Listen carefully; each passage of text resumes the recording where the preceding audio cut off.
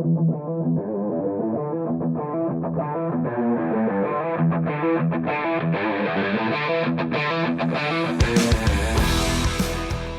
to the Automotive Diagnostic Podcast. We're going to explore ways to sharpen our diagnostic skills, find learning resources, and hear from experts in the automotive field. Hello and welcome to the Automotive Diagnostic Podcast. My name is Sean Tipping. I'm the host of the Automotive Diagnostic Podcast. I want to say thank you for listening. I really appreciate all the people that have been tuning in and giving me feedback on the show.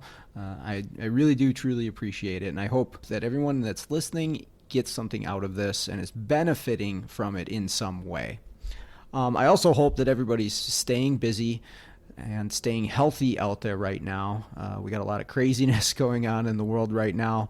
Of course, the automotive industry has been deemed an essential part of America and business and the economy. So a lot of us are still going to work while maybe our loved ones and family is staying at home, working from home. So it's kind of a scary deal out there right now, getting into a number of vehicles a day being exposed to who knows what. But hopefully everyone is staying safe, staying healthy, and hopefully making some money while you're at it, because that's a big concern for a lot of people right now too, is how am I going to pay my bills if I'm stuck at home and not working. But anyways, we're going to get into the episode today. Today I'm going to be talking about technical service bulletins. Now, it doesn't take very long to explain what a technical service bulletin is, and I'm sure most of you have heard of one or used technical service bulletins. A TSB is what I'm going to reference it as. You know what those are. You've used them. If you're not familiar, real quick, a technical service bulletin is something that's used by every manufacturer, at least that I'm aware of. And it is just information from the factory, from the dealerships, at the dealership level, where there was enough vehicles with the same problem, a pattern failure, if you will, that they wrote up a document explaining what the problem was, the symptoms, maybe some codes to go along with it, and what the fix was, whatever that might be, a new part, adjusting something, programming something, whatever it is. But it's kind of like a quick fix for you. It's kind of another version of maybe Identifix or something like that, but from the factory level. And TSBs have been around for a long, long time. They've been around as long as I've been in the industry. This was before I had access to anything like IATN or Identifix. I had service bulletins because they're in your service information, at least with All Data and Mitchell. And if you have access to the factory service information, obviously they're going to be in there as well. So TSBs can be really helpful. I'm sure, again, everyone that's listening has used one, and it's probably got them to a conclusion faster. And that's really the biggest benefit of a technical service bulletins. They give you a lot of detail, but they get you to a fix faster. They help you diagnose something or repair something quicker than it would take you otherwise. And I don't use them as something to just slap a part on a vehicle without actually testing anything, but I use them so I know what to go test first, so it can kind of streamline my diagnostics and hopefully help my efficiency. So today, I just want to kind of stress the benefit of TSBs and how they can really save your butt. Sometimes they're not as useful, especially on a high mileage vehicle, because, you figure something that's been out on the road for 150,000 miles, it's well past all of those TSBs that were set up. They were established on the vehicle when they were lower mileage in the dealership, a lot of them, especially if you look at the dates.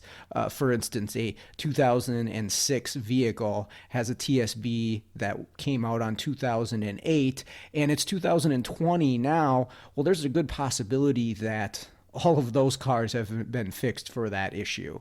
And so you may or may not run into that specific issue again. So sometimes they're not as helpful, but I always do go through and I check the service bulletins, especially if I have a specific symptom, a specific code, just to see if there's anything that can point me quickly to where I need to go. A lot of times in programming, TSBs can be really, really useful because they include why we're doing this programming. What symptoms are we trying to remedy by updating the software in a control module? And a lot of times I only try to program control modules if there's a service bulletin and a symptom that is actually happening, or if it's a brand new control module, obviously you have to program it. But with a service bulletin, I know, okay, this update is going to correct this problem that we have on this vehicle. But the other place that I really like TSBs is just when they save me a lot of time. And again, that's what we're going to be talking about today. I've got 2 case studies where TSBs saved my butt. Quite honestly, one of them, maybe I would have figured it out on my own. I don't know. It would have taken me a little while to do this. The service bulletin pointed me right to where I needed to go. The second case study I have today, I don't know if I would have figured this out if it wasn't for the technical service bulletin. So again, the point of this is just to remind you that, hey, I should check a service bulletin if I haven't already. And some of you, that's part of your routine. And it's part of my routine. If it's not, I just encourage you to do that, to go through in your service information, whatever you use, and check the service bulletins to see if you have anything related to the problem that you are experiencing, the symptom or the code, whatever it might be. So we'll get into the 2 case studies. The first one actually was just this week. And again, this ended up being a slam dunk for me because of the service bulletin. And again, maybe I would have found something if I didn't have the bulletin. It would have taken me a while. But here's the situation. This is a 2013 Buick Lacrosse. And this particular Lacrosse has a 2.4 liter, the Ecotec engine, but this is a hybrid Buick Lacrosse. Okay, so this is a setup where they have the Ecotec engine, and the hybrid setup on this one's a little different, at least different from what I'm familiar with as far as hybrid drive goes. I mean, I see a lot of Toyotas and stuff like that. Almost every manufacturer has some version. I haven't worked on a ton of these, and maybe they're more popular in other areas, but I actually hadn't seen one of these before in person. The way this hybrid is set up on this Buick Lacrosse, again, it's the 2.4 liter engine, has a regular automatic transmission, and then it has they call it a starter generator, which it's on the front side of the engine. You can see it when you open the hood, and it looks like a massive, massive alternator, like 2-3 times the size of a normal alternator, but it's in the place of the alternator, and it is actually belt driven off of the crank. And maybe I should say it's not always driven. Sometimes it is doing the driving, but this motor generator or starter generator does 2 things. It is going to produce 115 volts, or it's 110 volts AC voltage to charge the high voltage battery. And it can also apply a power assist to the motor, not only for acceleration, but it can actually start the engine when it goes into an auto stop mode. So when you're driving the vehicle, you come to a stop, this motor can actually turn over the engine and start it. And again, the idea is for fuel economy savings. That's the whole idea here. Well, that's the setup for this vehicle. That's what this vehicle has. Now, for the problem on this vehicle, why I was brought in to diagnose it, the shop had gotten this in, and the 12-volt charging light was on. So this is your typical red battery light that you would see on a dashboard of pretty much any vehicle when the 12-volt system is not charging.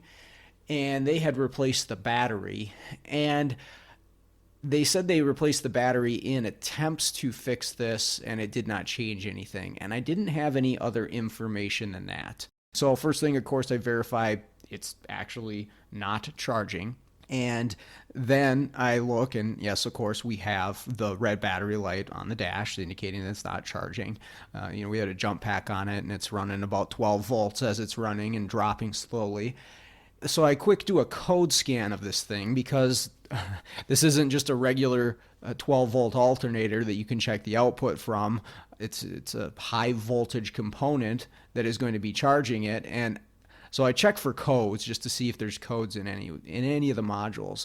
And the only one I came up with was in the BCM for the windows not being calibrated. Okay, well, they had the battery disconnected, so that's why those are there. I did the window calibration quick, not that I needed to, but I'm sitting right there. I just did it so I could see, will this clear all the codes? Is there anything else that'll pop up? And there's no codes in this thing at all. Any module, including the hybrid drive. There's a battery control module. I'm using the Autel just to do a quick auto scan of the full vehicle. I get no codes in this thing at all, and it's not charging. Okay, well, I think before I proceed any further, I need to learn a little bit more about this system. So I want to know exactly how do we get our 12 volt system charged when we don't have a conventional alternator. And this is going to work somewhat like your typical hybrid system that you would see. What's actually going to happen is this 110, 115 volt motor generator on the front of the vehicle is going to charge the high voltage battery, which is located in the trunk. And this is a 110, 115 volt high voltage battery. So not quite as high voltage as we see in some hybrids, but still high enough voltage to pass through your body. So you need to be cautious if you're going to do any sort of testing on these systems. You need to be aware of what you're doing so you don't hurt yourself. So I want to do a little bit of reading on this before I proceed. And how this works is there is a control module that is called the generator control module. And this actually has several sub-modules located within it that perform certain tasks within the hybrid drive system. But one of those sub-modules in the generator control module is a DC to DC converter that takes 110 or 115. I keep saying those two numbers because I saw both used in the service information. I guess we could just call it 115. Takes the 115 DC volts from the high voltage battery and converts it into 12 to 14 volts for the 12 volt system. So that's where we're charging our system from. So at least I know now, okay, this is where it comes from. There's a control module that actually performs this function. And so I'm thinking, okay, well, is there something going on with the high voltage batteries? There's something going on with this motor generator, something going on with this module. I'm not really sure at this point. And this is where I did a TSB search, and it made my life really easy, which is nice because I didn't want to spend all day messing around. So I pull up this service bulletin, and what I did is just a quick search in my service information under the electrical charging system, the hybrid drive system, since I know they're both involved in this. And what I find is a service bulletin that lists the condition or concern that I have. And I love it when the description of the TSB is exactly what I have going on. I'm always feeling really good about that when it's like down to the letter exact problem I have. In this case, it was.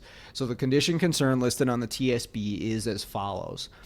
There may be a service charging system or battery saver message, MLI on, and or charging system may be inoperative with no related DTCs. Okay, so I have my light on, my warning indicator, my little red battery light, and I have no DTCs, and the 12 volt system is not charging. Okay, so Mr. TSB, what are we going to do to fix this? It says what you need to do, and it's telling you to use the GDS2, but you can do this with an Autel. Ask me how I know. You go into the hybrid powertrain control module, and even though, at least on the Autel, and maybe this is why they're having you use the GDS2. But even if you go into read codes, once you're into the hybrid powertrain control module, there are no codes present. There's nothing in there. So I wouldn't think that you'd need to clear anything. Well, there's a special section in there that says clear secured high voltage DTCs in this hybrid powertrain control module. It's a special function once you've entered into that module. And the service bulletin actually has you go in and clear the secured high voltage DTCs. That's what you're looking for in the hybrid powertrain control module. And then it goes on to have you actually clear them in the battery energy control module as well. So it's the second option is actually right there in that special functions list for me. So I go ahead and I clear those out. Now, it didn't show me what the codes were or what was present in there, but it cleared those out. And as soon as I do that and I start up the vehicle, it starts charging. The battery light turns off. The 12-volt system is charging at 14 and some change, and everything's good. And I do another code scan. There's no codes.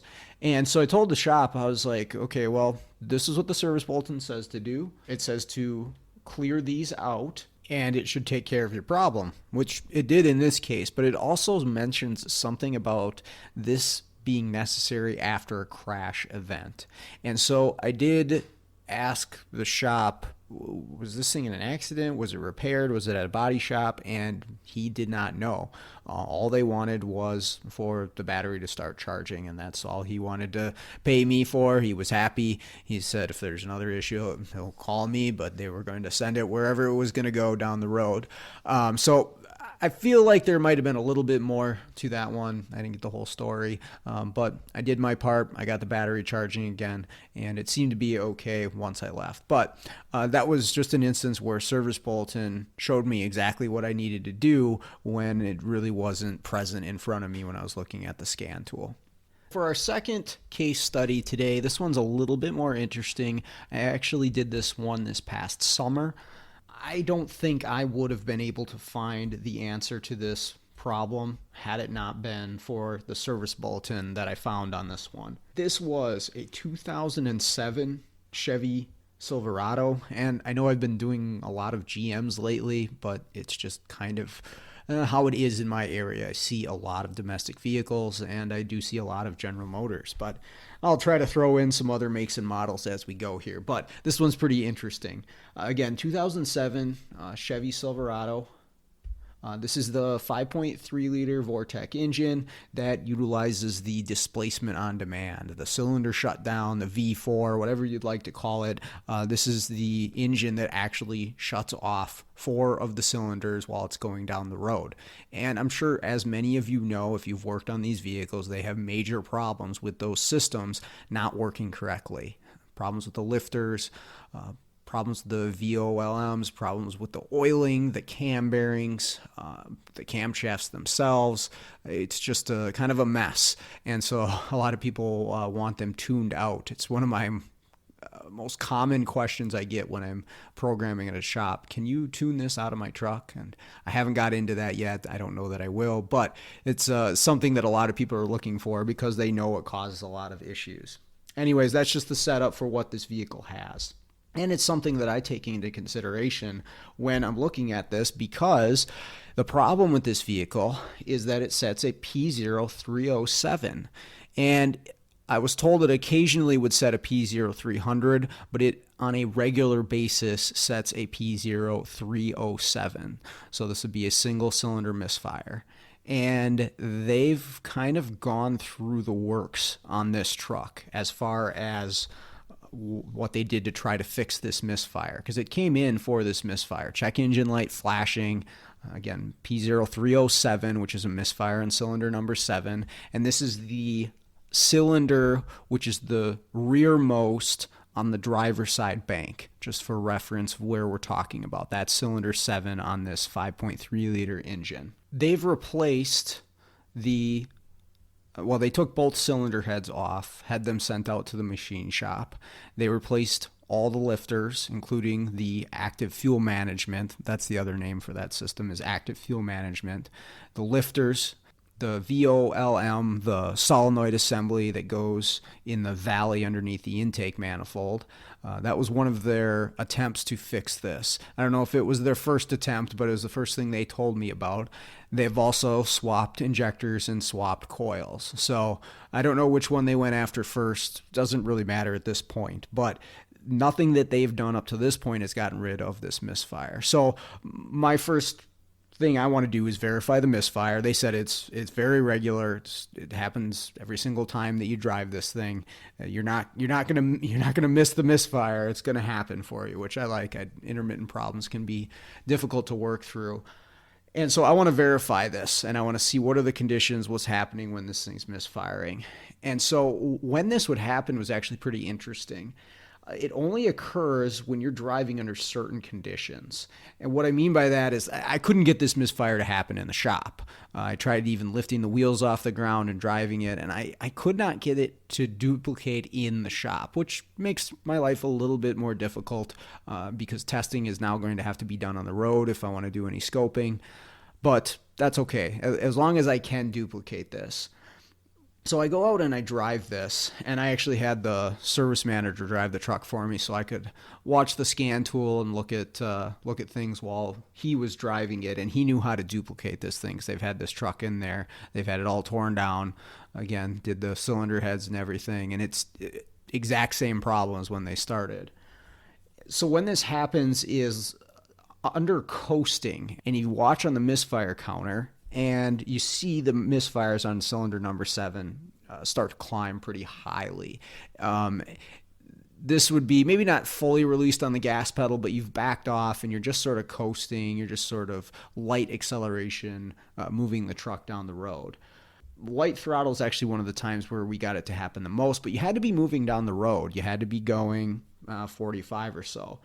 Sometimes when we came up to a stop, that misfire would continue for a short period. You'd really feel it at idle, and then it would clear up again and start running okay. But again, even loading it in the bay, even putting the wheels up, we couldn't get it to do it, which I thought was strange. This wasn't like a loaded misfire like an ignition. If it's a secondary ignition, a coil or a plug or something, it's going to present itself under a load. And that really wasn't the case. You could get it to miss under a load, but the light throttle, coasting, and sometimes at idle didn't really have me thinking ignition system. And, they've swapped components. So things that I'm thinking in my mind, okay, is it actually missing on cylinder number 7? Now, I had a Tech 2 hooked up to this one, and Tech 2 said, yeah, it's cylinder number 7. That is the one that's missing. So I generally trust my scan tools, especially if I'm using the factory tool. But, hey, they definitely can be wrong. That's definitely a possibility. So what I decided to do here, I think I did a compression check, just a relative compression check, and everything looked right on the money. All the cylinders were nice and clean and even. And so I did not decide to go in cylinder or anything like that just yet because it didn't strike me like a mechanical problem either. Now, one thing I should mention is that this cylinder is actually one of the cylinders that uses the shutdown, the active fuel management lifters that will collapse, that will prevent the valves from opening and basically kill that cylinder. So I do have that in my mind as well, that, okay, could this be a problem with that active fuel management even though they've replaced all the components? And that's a possibility too. And that's kind of why I wanted to do a compression check. Now, if it's intermittent, who knows?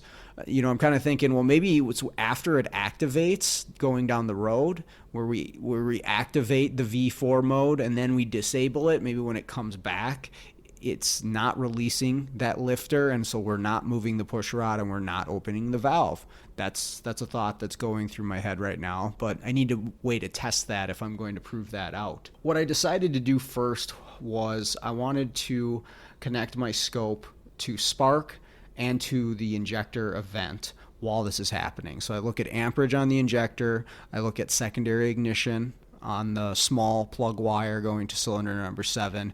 If I'm going to chase down this mechanical issue, I want to at least rule out fuel and spark before I do that, because these are easy things to check that I just want to verify that it is not something simple like a plug wire or a connector on a fuel injector that's coming loose. So everything's present there. As far as injector amperage and a spark event, I never lose it even while I'm misfiring. So I hooked up my scope, put it through the window, went out and drove it, and I have what seems to be good spark and what seems to be just fine injector amperage the entire time. So at least electrically speaking, I have control over both of those events. So maybe I do need to consider mechanical. Again, I did that relative compression test. Everything comes up fine there. So I just wasn't ready to go in cylinder. I was thinking about maybe hooking up my WPS, going out and driving it, activating that V4, and seeing if it is not coming back to life, if the lifter is sticking. That's what I'm kind of thinking might be happening on this one. Even though they replaced all the components, there's no such thing as a new component. But at this point, I want to stop here before I really get into the weeds on testing this thing, because you don't want to waste a whole lot of time, especially when you've got a lot of other jobs to do. You've got other cars to diagnose. And this is the point, and maybe I should have even done this sooner, but this is definitely a point where we kind of want to stop and look at our resources. Do some digging, do some searching, just to see maybe there's something out there that can help me get me to the answer faster, that can point me in the direction of what I need to test. Well, in this case, the service bulletin really saved my butt. So I was able to find a service bulletin, and oddly enough, I did not find it under the service information for this exact vehicle option. When I would go into Alldat or Mitchell, this one didn't pop up. Where it came up for me was doing a search in IATN, and someone had listed this in the comments many years back about this cylinder number 7 misfire on a Silverado within the year range that I have. And here's what the service bulletin lists as the problem. Well, again, I like to see a service bulletin that describes my problem exactly. It said the dealer may encounter a customer concern of an SES light and an engine misfire. The misfires accumulate mostly on cylinder number 7, which that's what I have going on. A possible cause could be fuel contamination. If present, the contaminated fuel will collect around the number 7 fuel injector due to the rail configuration on these vehicles. Fuel contamination can cause random misfires on other cylinders as well. And they're saying the fix for this obviously is to check the fuel quality and replace the fuel if it's contaminated. Now, I had never seen this before. I had never seen contaminated fuel cause a single cylinder misfire. Sure, I've seen contaminated fuel, but the entire engine runs like garbage, or maybe it doesn't even start. Or if it's E85, it'll run lean. But contaminated fuel causing a single cylinder misfire, I'll be honest, I never would have checked that had I not saw this service bulletin. I would have messed around with my WPS measuring in-cylinder pressures all day long, trying to look at valve events and stuff like that. I would have gone down that road if had it not been for this service bulletin. But because of the service bulletin, I took the time. We pulled out a fuel gauge. We took a fuel sample in a Gatorade bottle. It just happened to be laying there in the trash next to the truck. And we look at this stuff, and while it's yellow, you cannot see through this fuel sample. It is super cloudy and full of little black fragments. And anybody who's seen normal gasoline before can easily tell that this is not right. There is contamination here. And so I didn't get the answer immediately to say that this fixed the car, but I told them, you guys got to change this out. And I got some strange looks because they thought the same thing that I did. Okay, this is a single cylinder misfire. How is it caused by fuel contamination that's getting delivered to all the cylinders? That just doesn't really make a whole lot of sense. But what they're saying is the rail, and I think if you look at the rail, it actually sort of tilts back towards the rear of the engine where the number 7 cylinder happens to be. And for whatever reason, the contamination must collect on that point. And maybe it's worse when the vehicle is driving. At least that's what I experienced, because I couldn't get it to happen in the bay. But once I was out driving, movement from the vehicle maybe had something to do with it. I mean, I wish I could see inside the rail and know exactly what's going on in there, but I do know that it was causing a misfire. So they drained the tank, they put in fresh gas. This thing ran like a top. and they were extremely happy because they had this truck for a really long time.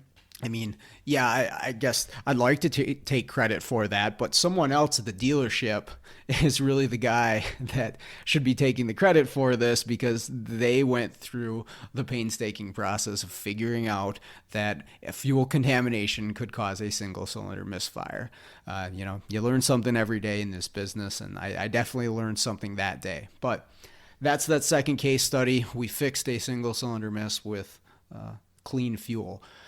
So hopefully you got something out of those. Again, the point of this is just to remind you to check for service bulletins, especially if you're dealing with a problem that you don't see a clear answer to. If you haven't gone into your service information, or you haven't gone through Identifix, whatever it might be, and checked for TSBs, make sure you do it, because it might just save you a lot of time in your day so you can make money on other stuff.